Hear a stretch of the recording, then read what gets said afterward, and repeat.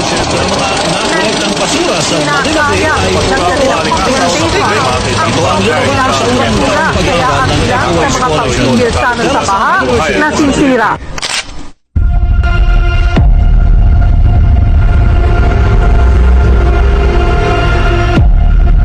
Diba? Ang dumi. Ako nga pala si Marcus.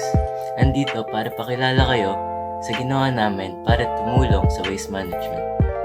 Tara! Hey guys! So, ngayon, ang agenda namin is mag-collect. Yes. Collecting of materials to recycle. Magagamit namin ito for arts and para mabawasan din yung pollution sa ating school. Okay, bye!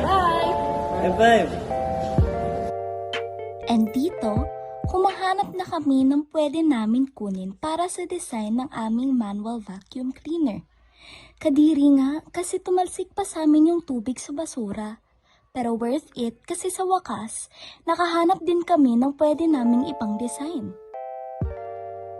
Hey guys, it's Jeline. So ayan no, nakuha na namin ang aming mga materials na gagamitin.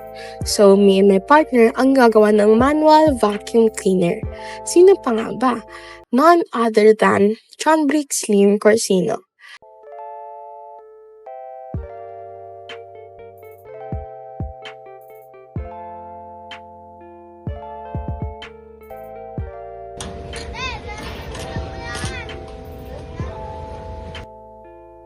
Gumawa kami ng manual vacuum cleaner para hindi sayang ang kuryente at para mas luminis ang paligid. Kita niyo yan? Ganda oh, parang kay Lebron. After that, me and my other members decided to start our campaign. Pumunta kami sa grade 7A, grade 7B, at grade 8 upang ipakita ang aming project and product. Layunin namin na maipakita kung paano ito gumagana at hikayatin sila na mas maging responsable at masipag sa paglilinis.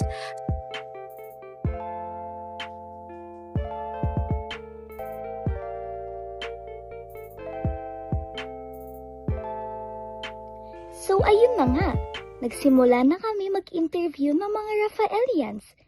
At ang ganda ng kanilang mga sagot, lalo na ang ating Vice Principal.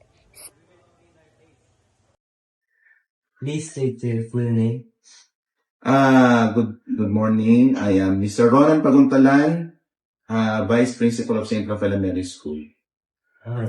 Sir Ronan, do you think that waste management is a good idea for the community?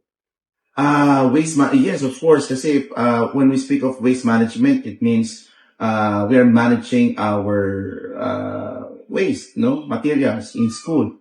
So through this kind of system, we will maintain orderliness, cleanliness sa school natin. So it's an essential part of our school that we have waste management. And as the Vice Principal of St. Rafael Elementary School, how would you implement waste management into our daily school life?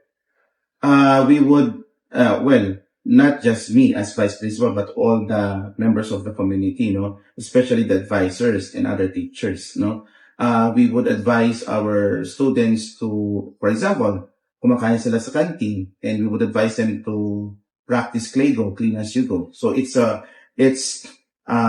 form of waste management. And at the same time, in classroom setup, before we leave the class, we make sure that all students would clean their area, papadamputin yung mga basura nila, tapos ilalagay dun sa proper trash can. Ayan, mga ganung bang sistema. And if you had one message to every student in Rafaela about waste management, what would you say? Message for our students. Okay. First of all, ang pagiging responsableng bata ay hindi nakikita sa pagpasa-pasa ng mga requirements lang.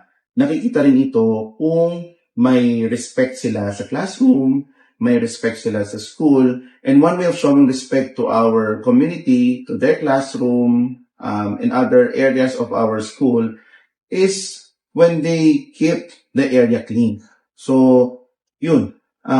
In that way, no, yung mga susunod na gagamit ng mga estudyante after nila ay makikita ng isang malinis, maayos na area.